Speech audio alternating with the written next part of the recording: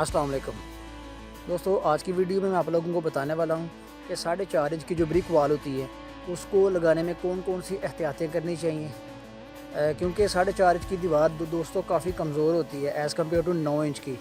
इसलिए कोशिश करनी चाहिए कि 4.5 इंच की दीवार की मैक्सिमम मजबूती, मैक्सिमम जो उसकी स्ट्रेंथ है वो गेन की जा सके। तो इसके लिए दोस्तों मैंने कुछ पॉइंट अपने पास नोट आउट कर लिए, मैं वन बाई वन करके आपको बताता हूँ। इन पॉइंट को मद्देनज़र रखते हुए अगर आप 4 इंच की दीवारें लगवाते हैं तो इंशाल्लाह आपकी दीवारें बहुत मजबूत बनेंगी।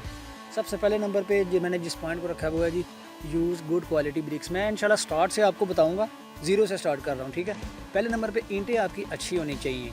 ईंटों की अच्छी होने में बहुत सी चीज़ें आ जाती हैं। नंबर वन, उसकी शेप होनी चाहिए, ईंटों की यूनिफॉर्म शेप होनी चाहिए, साइज़ एक जैसा होना चाहिए। इसके अलावा कुछ टेस्ट वगैरह होते हैं, वाटर अब्जॉर्प्शन टेस्ट है, कंप्रेसिव स्ट्रेंथ का टेस्ट है जो लेबॉर्ट्री में परफॉर्म किया जाता है ईंट की जो ताकत है यानी उसकी मजबूती चेक करने के लिए। तो खैर वो तो एक अलहदा टॉपिक हो जाएगा, मैं इंशाल्लाह उस टॉपिक पे भी वीडियो अलहदा से बना के अपलोड करूँगा। तो ये चीज़ें हैं, क्वालिटी आपकी ईंट की अच्छी होनी चाहिए। उसमें एक चीज़ है, अगर लेट से आपका जो है ईंट कम पानी जज़ब करती है तो वो एक निशानी है ईंट की अच्छी होने की। कम पानी जज़ब करने से होगा ये कि कल को ईंट में से मॉइस्चर जो है वो ट्रैवल करके ऊपर नहीं जाएगा, और जो ईंट ज़्यादा मॉइस्चर जज़ब करती होगी वो दोम क्लास में आ जाएगी। और अगर हम दोम ईंट यूज़ कर लेते हैं जो कि मॉइस्चर बहुत ज़्यादा ऑब्जर्व करती है, तो इसका मतलब साफ़ है कि ऐसी दीवार जहाँ पे ऐसी ईंटें जिस दीवार में लगेंगी वहाँ पे इजीली नीचे से जो है ना वो ऊपर मॉइस्चर जाएगा जो कि कल को नमी का बायस बनेगा। ठीक हो गया। तो इसलिए ईंट की क्वालिटी अच्छी होनी चाहिए। नंबर दो, यूज़ वेट ब्रिक्स।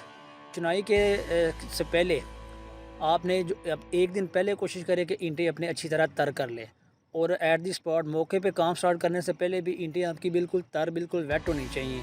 क्योंकि दोस्तों अगर आपकी ईंट खुश्क होगी ना, ड्राई होगी, तो वो मसाले से आपका मॉइस्चर जज़ब करेगी, जिसकी वजह से आपका मसाला जो है वो कमज़ोर हो जाएगा और ओवरऑल आपकी दीवार की स्ट्रेंथ है, मजबूती है, वो कम होगी। सही हो गया। नंबर 3 पे है, ratio of motor should be 1:4। कम से कम 1:4 का मसाला दोस्तों आपने 4.5 इंच की ब्रिक वॉल के लिए यूज़ करना है। 1:6 का भी साइड्स पे यूज़ किया जाता है, उसका कोई फ़ायदा नहीं है। एक सीमेंट और उससे 4 गुना आपकी सैंड होनी चाहिए। मसाला आपका तेज़ होगा तो आपकी दीवार मजबूती पकड़ेगी। चौथे नंबर पे है हॉरिजेंटली लेवल।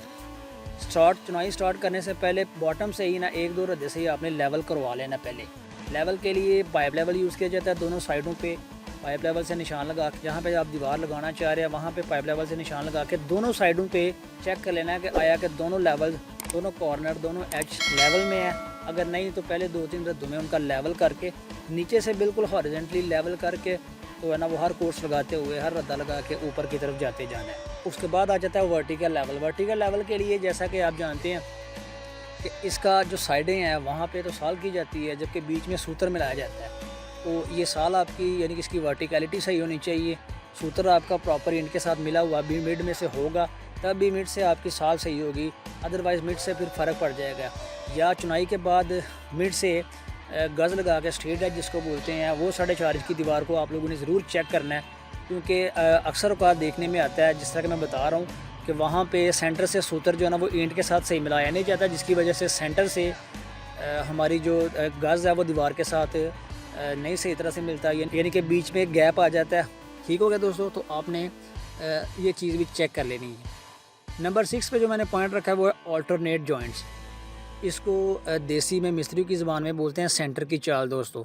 मतलब सेंटर की चाल इस तरह होती है कि एक अगर आपका 2 ब्रिक्स का जॉइंट आ रहा है ना, उन दोनों ब्रिक्स का जो जॉइंट होगा वो ऊपर वाली ब्रिक के बिल्कुल सेंटर में आएगा। जोड़ों का तसलसल इस तरह रखना है कि आपकी सेंटर की चाल बने। इससे आपकी दीवार बड़ी मजबूत बनेगी और कल को क्रैक्स वगैरह भी ऐसी दीवार में जो है ना वो नहीं आते हैं। अगले नंबर पे दोस्तों, mortar thickness should not be more than 3 सूत्र। मतलब जो मसाला आप लोग यूज़ करेंगे ईंटें अपनी जोड़ने में, वो मैक्सिमम 3 सूत्र से यानी कि 8 से 10 mm से ज़्यादा नहीं होना चाहिए, क्योंकि मसाला अगर ज़्यादा होगा तो ऐसी दीवार की मजबूती कम होगी। नंबर पे 8 पे जो चीज़ मैंने रखी है वो maximum height should be 1 metre in a day. ये एक दिन में 1 मीटर से ज़्यादा हाइट आप लोगों ने नहीं इसकी करनी है।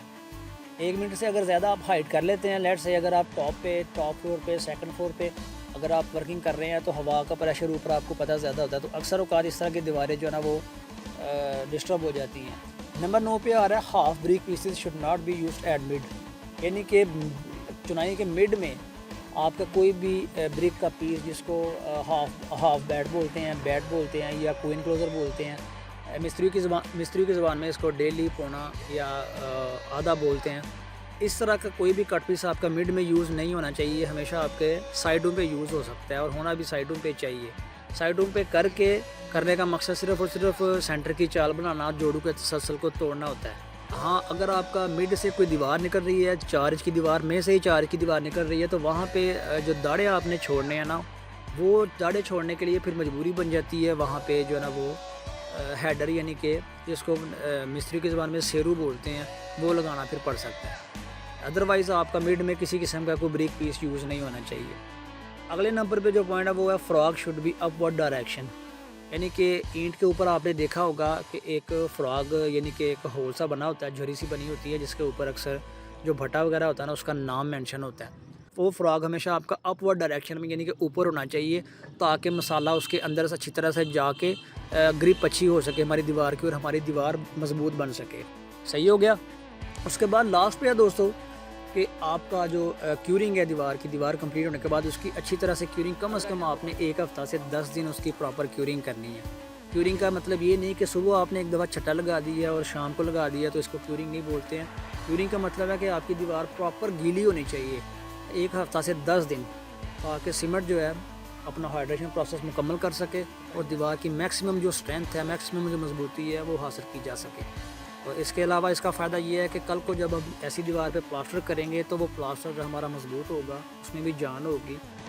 क्योंकि दीवार अगर खुश्क होगी तो वो क्या करेगी कि प्लास्टर की सरफेस से मॉइस्चर ऑब्जर्व करेगी, अपने अंदर जज़ब करेगी, जिसकी वजह से हमारा प्लास्टर वीक होगा, उसमें क्रैक्स वगैरह डेवलप हो जाएंगे।